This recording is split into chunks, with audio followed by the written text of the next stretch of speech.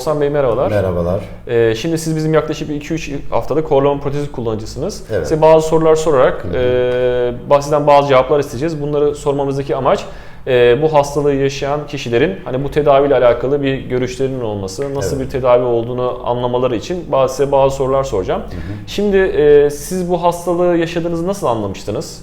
Horlama ve uyku apnesini. Yaklaşık hocam 1 yıldır boyun baş terlemesi aşırı derecede, yani geceleri uyandıracak derecede yastığım ıslanıyordu.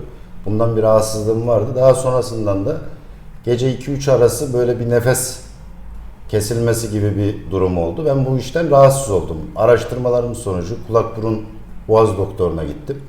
Uyku apnesi testi yapılmasını önerdi. Siz peki tıkanıyor muydunuz geceleri? Tıkanarak Gece mıydınız? tıkanarak uyandım. Evet. Bu beni rahatsız etti. Tabii uyku apnesi olup olmadığını bilmiyordum. Evet. Daha sonradan araştırmalarımız sonucu uyku testi verdiler. Yaptırdınız. Bir gece uyku testi yaptırdım. Ağır uyku apnesi testi kanısında vardılar. Daha sonradan SWAP cihazı verdiler. Önerdiler. Onu denediniz Ben mi?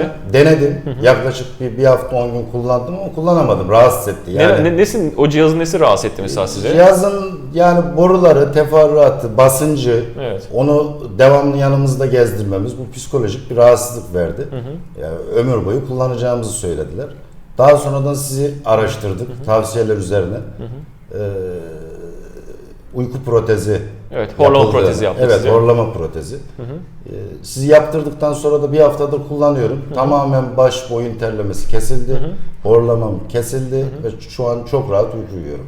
Peki bu bir horlama uyku apnesi hastası olarak bu hastalık ne gibi sıkıntılar yaratıyordu size? Mesela gün içerisinde yaşadıklarınız ya da uykuda yaşadıklarınızı biraz daha detaylı bir yani şekilde öğlen bahseder arası misiniz? bir uyku bastırıyordu. Özellikle uzun yolculuklarda, yani uykumu alsam dahi ben öyle hissediyorum ama uyumuyormuşuz yani.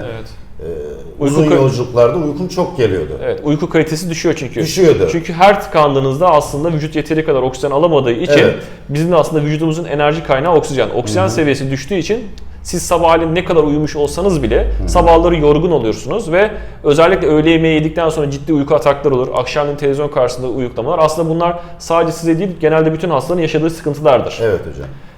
Horlama proteziyle beraber daha rahat nefes almaya başlayınca vücudunuzdaki oksijen seviyesi de artmaya başlıyor ve daha dinlenmiş bir şekilde kalkıyorsunuz. Gün içerisinde daha dinç oluyorsunuz. Aynı zamanda aslında vücudunuz bir enerji depoluyor. Evet. Bu yüzden aslında uyku kalitesi çok önemli bir şey. Horlama protezi sadece horlamanın sesi olarak değil, aynı zamanda sizin ses olarak çözmüyor. Aynı zamanda sizin uyku kalitenizi artırıyor. Bir hafta içinde hissettik hocam. Size güzel. çok teşekkür ediyoruz. Sağ olun. Biz teşekkür ederiz. O zaman bir daha kontrolde görüşmek üzere. Teşekkür ederiz. Peki, çok teşekkürler. Sağ olun.